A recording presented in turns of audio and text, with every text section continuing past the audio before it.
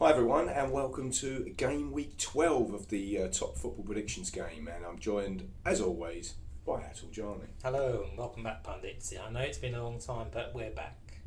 A long time. I felt like I've been on holiday, AJ. But anyway, no, we're actually recording this the day before the game week 13.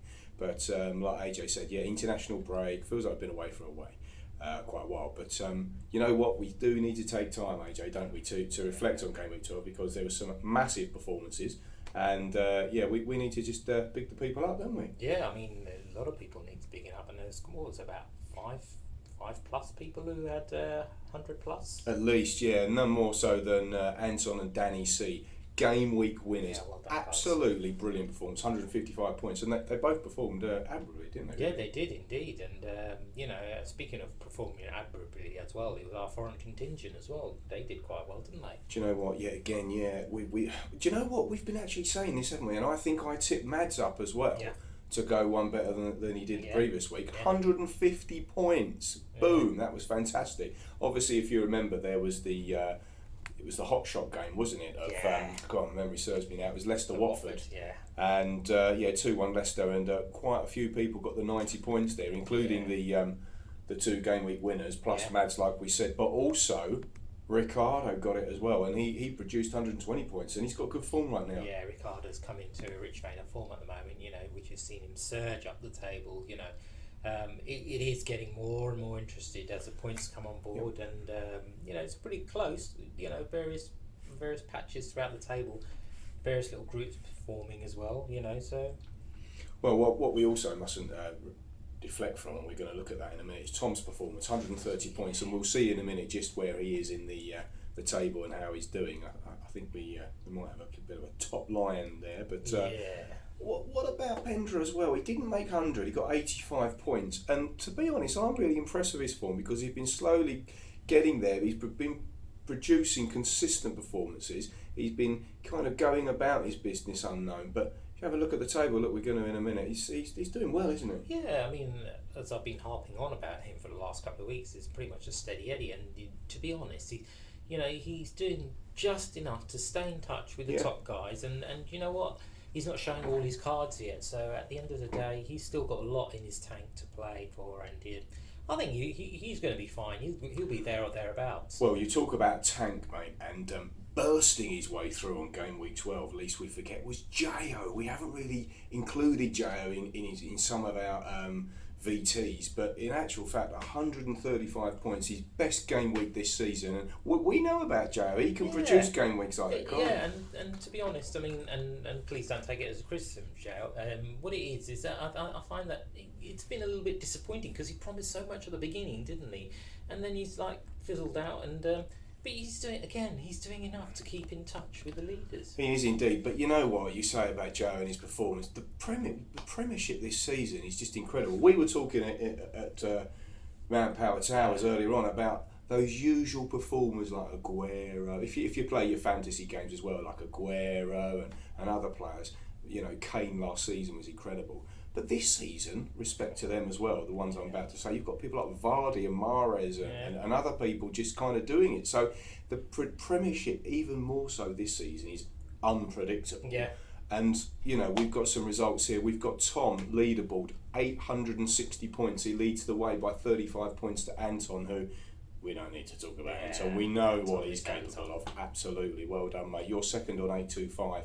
Pendra, well, that's what I was saying, wasn't it? He's third now. He actually dropped a place on the week. He's doing just about enough to keep him in touch, and 75 points in all honesty isn't that big. You just have to have one good game week, and the people above you have the poor one, then you're in there. Absolutely. Like Ricardo, hasn't he? Yeah, absolutely. He's on fourth. He's only 120 points behind Tom. Yourself, mate, you're 6. 145 behind Tom, and I'm down to 9th at the moment. But again, 180 points behind the lead. That's really not a lot, is it, to be honest? No. I mean, as you can see in the table, there's been quite a few big movers and shakers.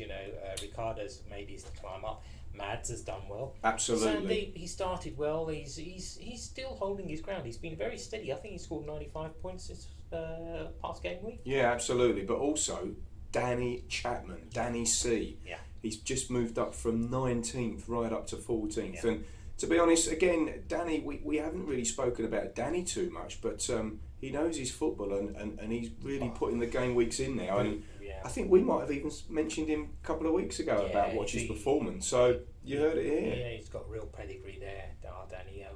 There's a lot. He knows a lot about it, and he'll be there or thereabouts. I really do think so. Now, the bottom of the league, we've got a bit of dogfight going on again, haven't we? Monil, he's kind of floundering there at the moment. He hasn't changed position. My little nephew Charlie, I beat him in the cup, and he's just above that dotted line, isn't he? So he needs to turn it around. And then Lee's hanging around down there as well still. Yeah, I mean, and again, it just proves how tight this is.